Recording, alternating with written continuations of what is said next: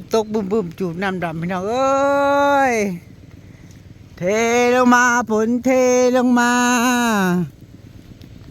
ฝนปล่อยๆได้ตอนนี้นะพี่น้องเอ้ยฝนปล่อยๆนะฮะตกปล่อยๆนั่งแหล่โลกาผู้เดียวพี่น้องงกง่าย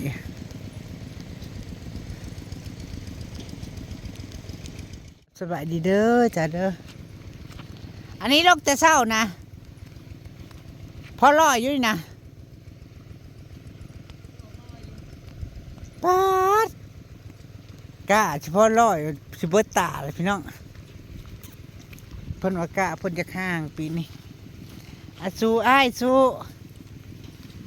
เพื่อลูกได้เหลือลูก2 คนลูกคนนึงก็ไปกรุงเทพแล้วมีFCถามว่าตอนแรกเนาะนึกว่านางบัทันลงนางหลักนะลงไปเหตุงานกรุงเทพแล้วมีFCถามแหละกะนางว่าห้างก็ห้างอะไรดิพี่น้องสำเขาหน้าบ้านอยู่ได้นี่นี่ห่างเป็นหยาอะไรหยานี่นะหยานี่หยากระลังหยากำลังขึ้นเนาะคันเฮาฝ้าโลกให้มันวิดหยาก็โอเคอยู่นี่หยาหนวดปลาดุกนี่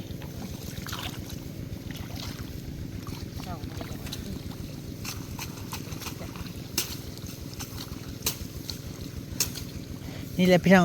เพื่อจะได้กินหมากมันพอเป็นหมากมาแล้วก็ขายเขาเพื่อที่ได้โอ้ยเขาอะน้ำมันก็แพงเขาพัดถึก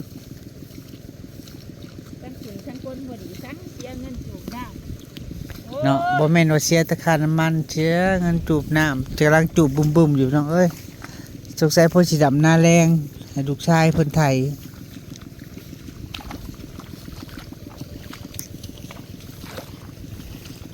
สู้อ้าย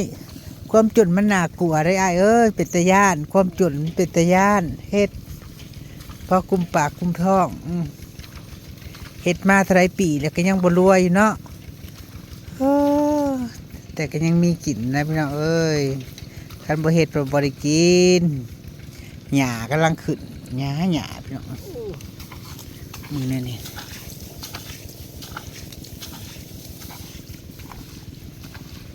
ความจนมันน่ากลัวอ้ายเฝ้าเฮ็ดเฝ้ารวยเก็บเฝ้าเก็บ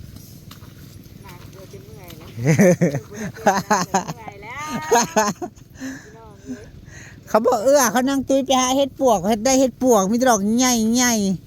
ลำหอยแดง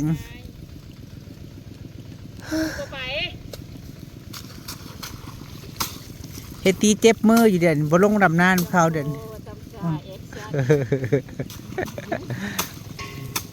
เบิ่งเลยได้พี่น้องความหัวดีของอำมาลานะคะจ่าเจ็บตีนเจ็บมือผัวโลกเนี่ยก็เป็นผัวมาดไปเบิ่งคนใช้ไทยนากับพี่น้องทั้งดูดทั้งไทยบนตกดินบยันมือเปื่อยมือถึกน้ำปะมาลาใส่ถุงมือจ้ะใส่ถุงมืออย่างพังเบิ่งมืออื่นว่าสิลงดำนาได้บ่นางสิใส่ถุงมือนี่ลงคันมันสิบ่สอดนะจิ้มลงไปมันก็สิลุบฮอดพี่ละฮอดบาทสู่เด้อขอเป็นแห้งใจให้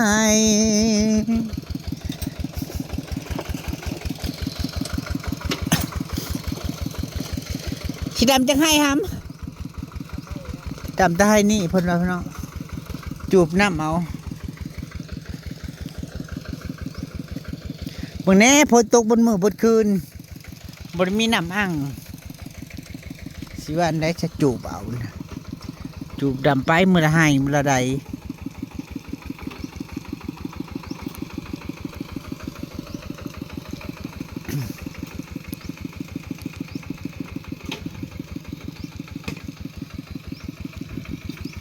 ภูเขาหน้าบ้านเขาละเคียวไปแล้วเดี๋ยวลงทงก็เคียวมุม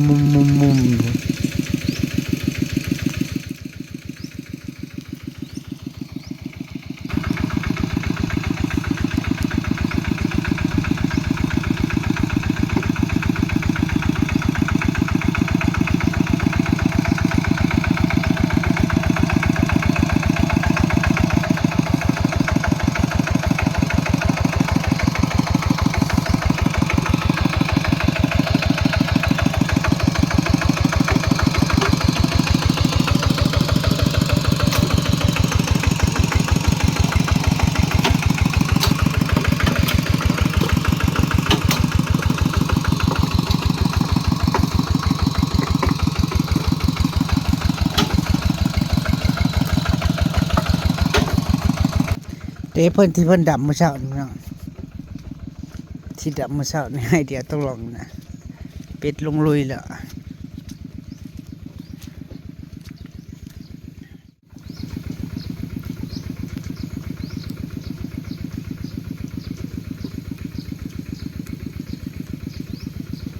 น้ำที่ดูดดำกับพี่น้องเอ้ยในหนองก็บ่ได้มีน้ำ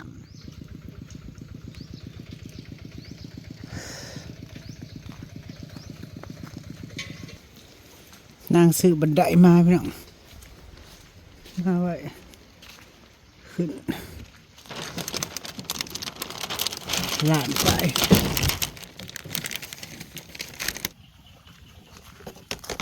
เสียงกบเสียงเขียดที่หน้าห้องกับคือบรรยากาศยามหน้าแน่นอนพี่น้อง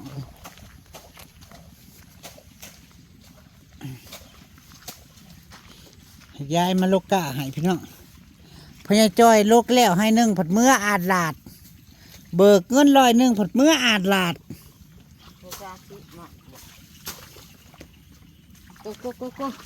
ยายเพิ่งก็มากับหลานเดี๋ยวทำบกมันบ่งแล้วงาถึงอ่ะมันก็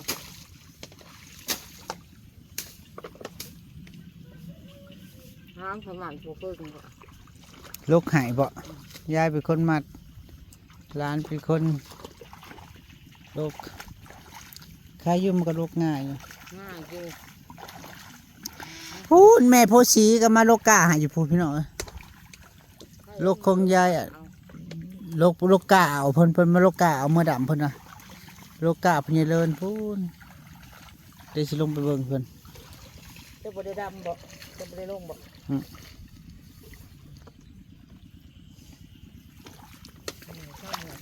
ว่าสิมาตัดทางกะให้ลูกสาวก่อนเนาะสิมาลองเบิ่งเกี่ยวเบิ่งนี่อีกก่อน เกี่ยวให้ล่าสุดก็บ่ได้กินเด้อ บ่ได้กินได้ มันบ่หิว กินอยู่งัวหญ้าเขียวหมูนี่ รู้ที่ไหนแล้วของหัวข่อยหัวเจ้ามันบ่หิว สิลองเกี่ยวเบิ่งพี่น้องงัวนางมันอุ้ยหญ้าในหญ้าปลูกมันก็บ่กินสิไปเกี่ยวหญ้าให้มันกินบาดที่นี่หญ้าปลูกข้างน้องน่ะที่นั่งเกี่ยวเมื่อเช้านี่บ่กิน บ่กินแล้วมันบ่หิว สิได้ปล่อยได้ด่ามันอยู่คุณแม่เอามึงมาเกี่ยวเนี่ยแถวนี้สิลองเกี่ยวไปให้พวกนางเบิ่งพี่น้องนางสิกินบ่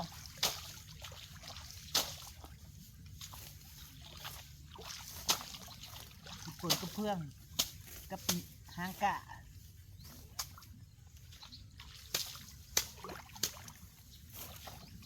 คุณแม่ว่าง้ำมาขะโคตรกูเบิดแหละมาเกี่ยวแนวค่ะ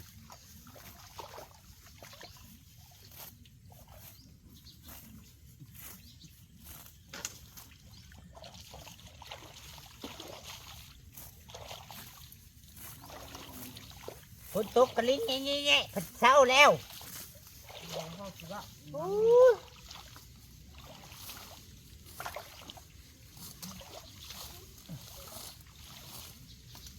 ว่าที่ได้น้ำดำ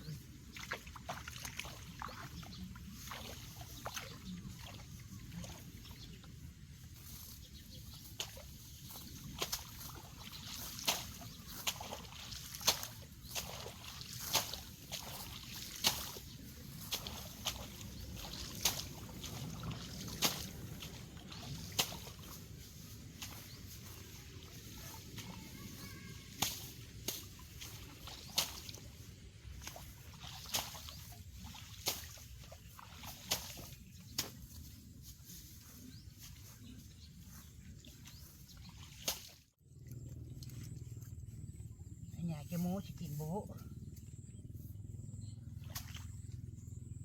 กินเกือบบดแนวแล้วงายังได้ที่แตกหามีดก่อนตัดทางกะเถอะ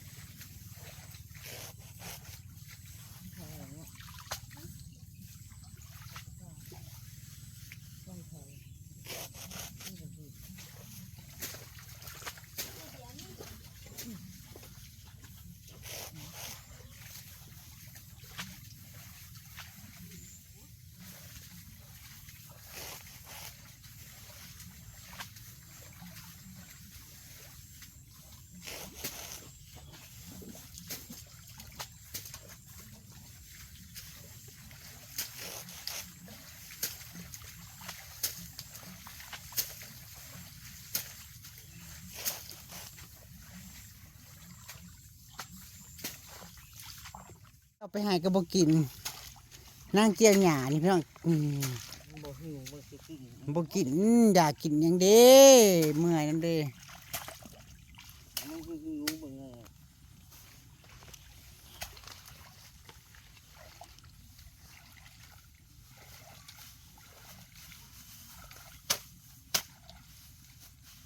โลกไว้นี่ติเฮ็ดเล่นอยู่เฮ้ย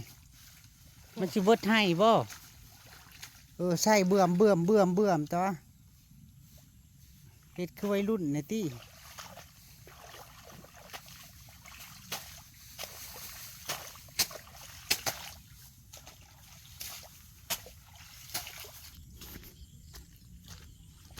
บรรยากาศยามนาข้าวเริ่มเขียวแล้วก็เริ่มสดชื่นในกระบอกตาเจ้าเขาวพี่เริ่มติดไปแล้วเริ่มเขียวขึ้นแล้วนี่มือ2 มือก็บริยากน้ำที่จูบไปกะเครื่องน้องล่ะ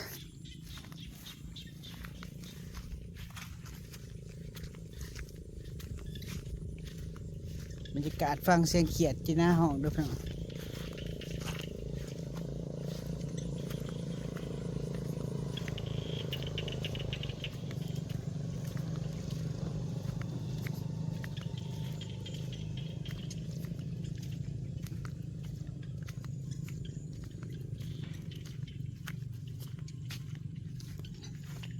มาเบิก2 แม่ลูก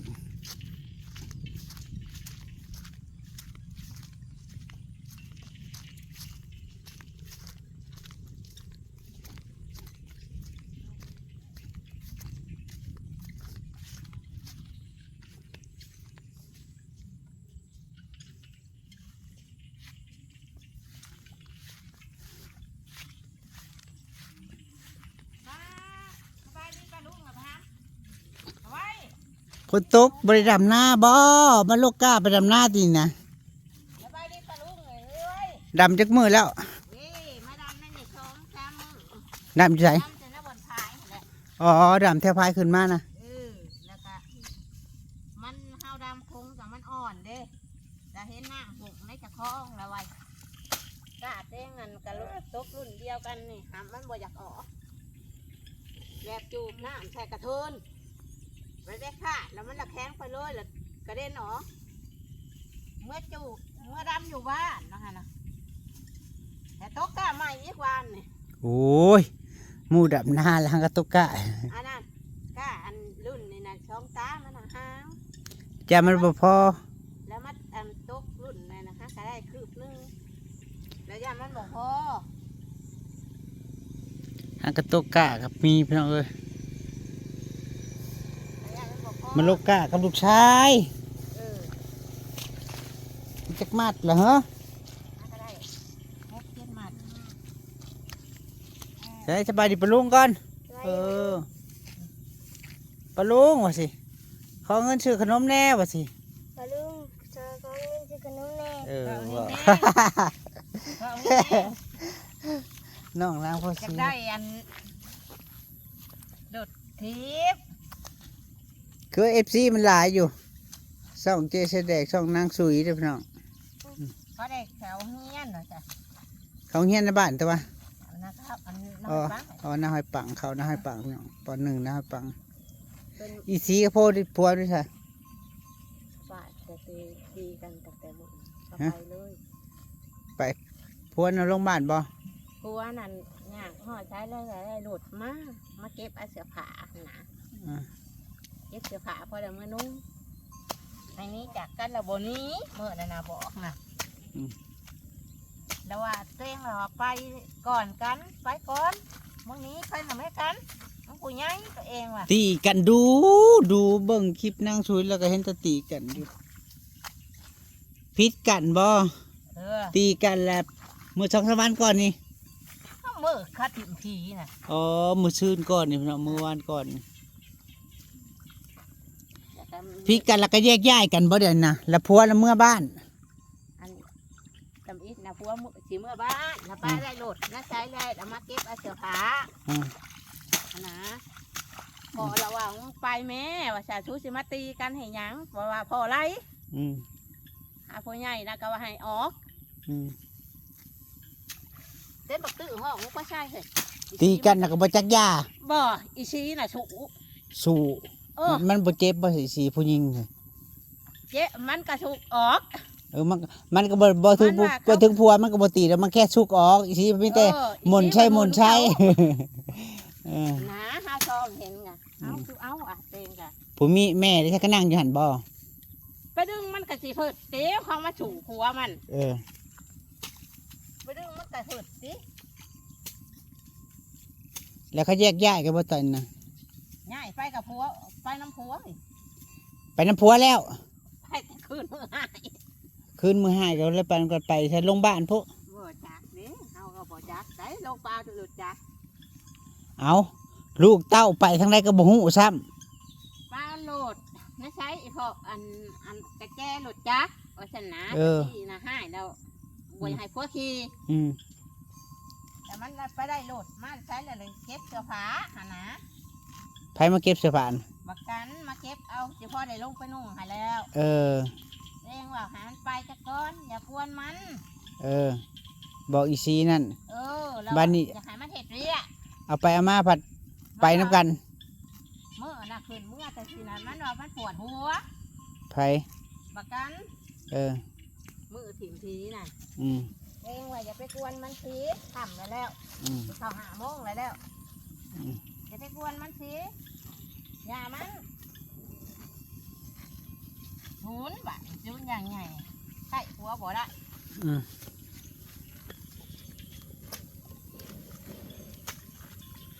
แล้วก็ไปน้ำกัน มือต่อมาผัดไปน้ำกัน เอาไปในกลางคืนมื้อนะ อ๋อคืนมือตีกันเลย ม ไปน้ำกันจะไปใช้บ่ฮู้ซ้ำตอนนี้นะก็ไม่บ่ฮู้ หมอ อ๋อ ว่านี่นั่นขึ้นไปหาบ่เห็นนะเฮือนน่ะ เออ คือว่าเห็นรถเมื่อวานนี่นะ เออ มันว่าเอาอันพญาข้ามมาอันหาหมอเลยเห็นอยู่หามันมาเลยลูกหา เออ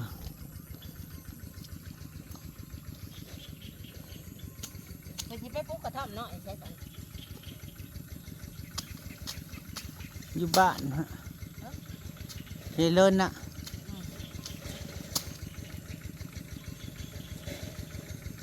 ตั้งแต่ตีกันกระทั่นมาบ้านเลยบัดนี้นะ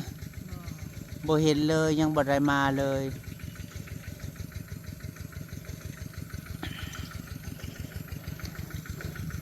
ไม่เท่าไหร่สิปล่อยมันไปจะก่อน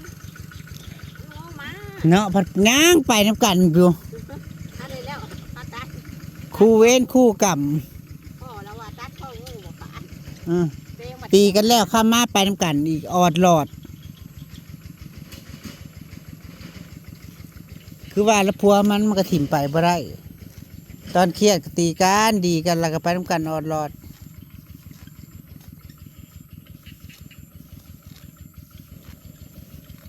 ชุดก่อนในกามึงอะไรหลาย อืม ชุดก่อนนี่ โอ้แต่แรงจนเท่าปานนี้ก็มีแต่ ว้าย ข้าวเนี่ยเดียวกับเรื่องเนี่ยเดียว ก็ นะ แม่เด้ประกันสิบอก กับเจ้า ไม่ใช่ก็แม่พวกนี้บางทีลงนะบางทีลงตกกะ วางสีโตกานี่ เออ ใส่กับเจ้า อันนี้นั่นเด้อ เออใส่กับ อันแจกบักจ่อยแล้ว เออ โอ้ยช่วยชูกับเก็บไว้นะกูว่าช่วย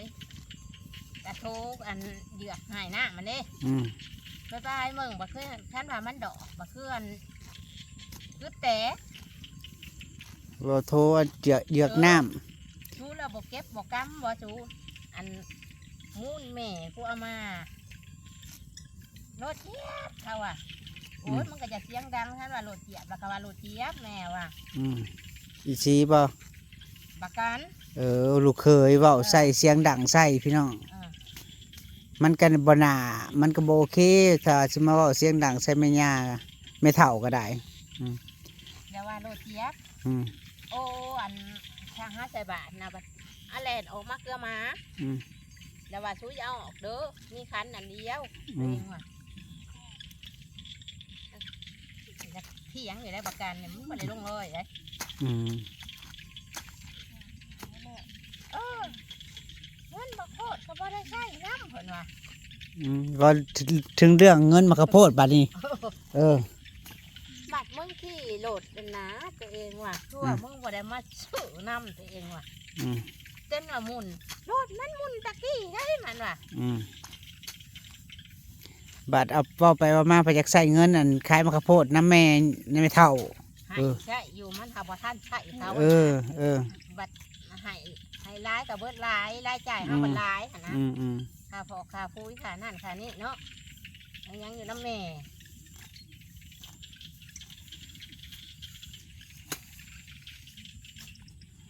รายจ่ายเฮาบ่ร้าย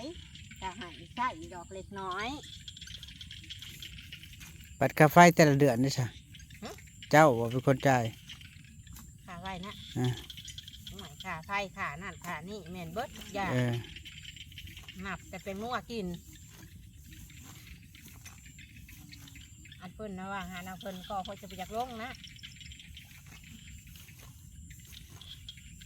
เพราะพัวบ่อยากเห็ดหยังแหละลงไปบัดโคดีแม่จมมันบัดลงไปมันบัดนอนให้ในเบิ้งเห็นนั่นเห็นนี้ก็เลยเอาหัวลงไป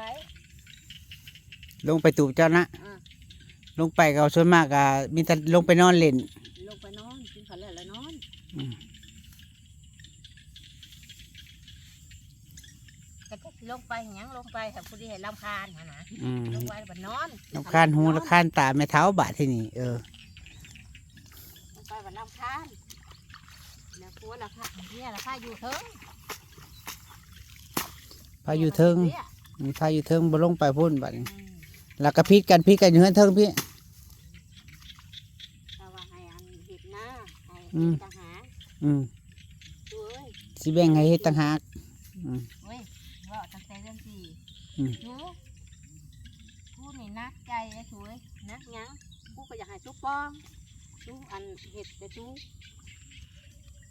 เตรียมเด้อมาหอดตุกกะแล้วหยังกับบ่มีนั่นน่ะบ่มีแล้วพอแล้วว่าเอ้ากูโยกให้คุย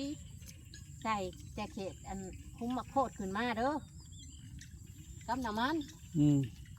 กูสิหลับใช่หลับเชียคุยกับน้ำมันน่ะห้องน้ำมันก็ซื้อมาแล้วล่ะ อืม กูซื้อเมื่อเห็ดหน้าน้องซีโน่บ่ อืม มึงจะเอาตัวใดมันง่ายท่านเห็ดน้ำกูเพราะว่าก็ใส่อันใส่ขอบังคับแม่พาเห็ดกัวเช่าเด้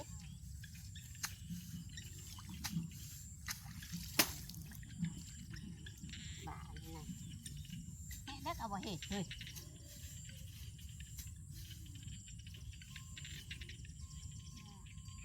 บกุ้งปากตัวเองมันท้ายหุดหน้านะคะจุกเคยท้ายเลยจะให้เลยได้น่ะบักหม่ำบักหม่ำก็อีซีพื้นใส่น้ำพอ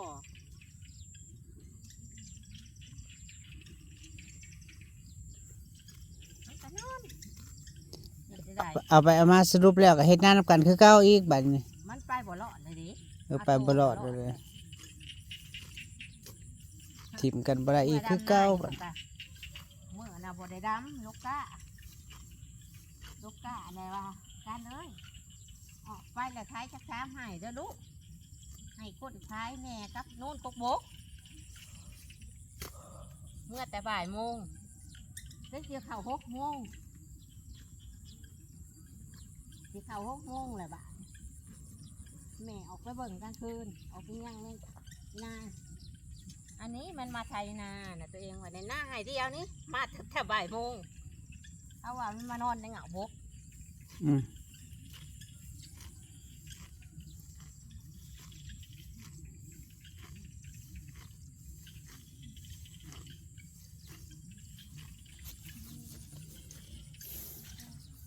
หน้าญาติมันแบบนี้นะ แล้วยาสูบยังได้ซื้อให้สูบบ่ยาสูบก็ยังได้ซื้อให้สูบ โอ้ยขออีกอ่ะ ลงไปเบิ่งเขาหน้าอันนี้เป็นยังเลิกกับเนาะ เนาะเดี๋ยวไป มันว่าหลาเด้กลับไปเบิ่งหน้าว่าหน้าหยอดเป็นยังเลิกกับเนาะเห็นเพิ่นว่าโอ้ยฝนตกซุมือน้ำท่วมเขากูแล้วเป็นยังเลิกเพิ่นว่าพี่น้องเอ้ยเพิ่นน้ำท่วมเขากูน้ำท่วมเขากูเพิ่นว่านี่ เขาหน้าหวานเพิ่นออกเป็นแถวไปเลยมันบ่ทันพอถ่วมดอกซ้ำนี่เนาะพี่น้อง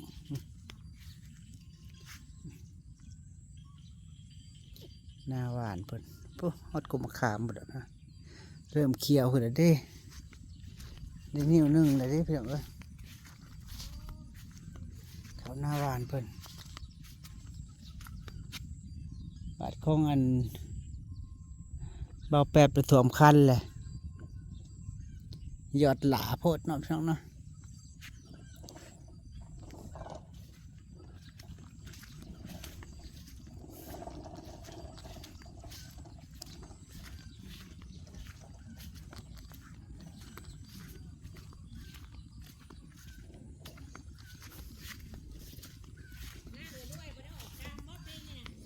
บ่บริดำจะท่งนี่แหละ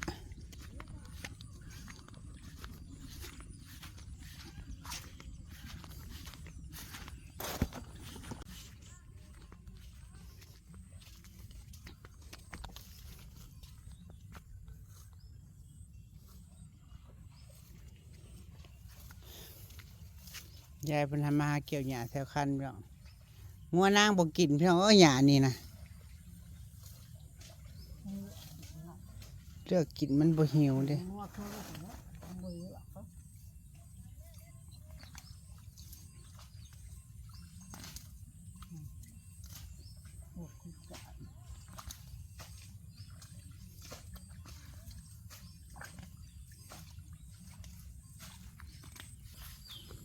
อีมองป้องเองแป้งเด้บาดนี้นะฮะอิ่มแล้วบ่อิ่มบาดนี้แม่มันปนกันกับก้ามันกินอยู่แม่แต่อีนางน่ะน้อยน่ะบ่กินเลือกกินอีปอบนี่เฮ้ยเลือกกินแต่หางก้าพุ่นมันสะออกเบิดอย่าเลือกกินหลายลูกแม่ขั้นหาลอกเกี่ยวอย่าเลือกกินหลายนั่นหาเลือกกินแต่หางก้าบกอกมีสีนำพี่น้องจ๋าเวลาพาจากกันเด้อจ้าก่อนอื่นขอบคุณทุกคอมเมนต์ขอบคุณทุกกำลังใจไปแล้วจ้าโดยสบายดีเจ้า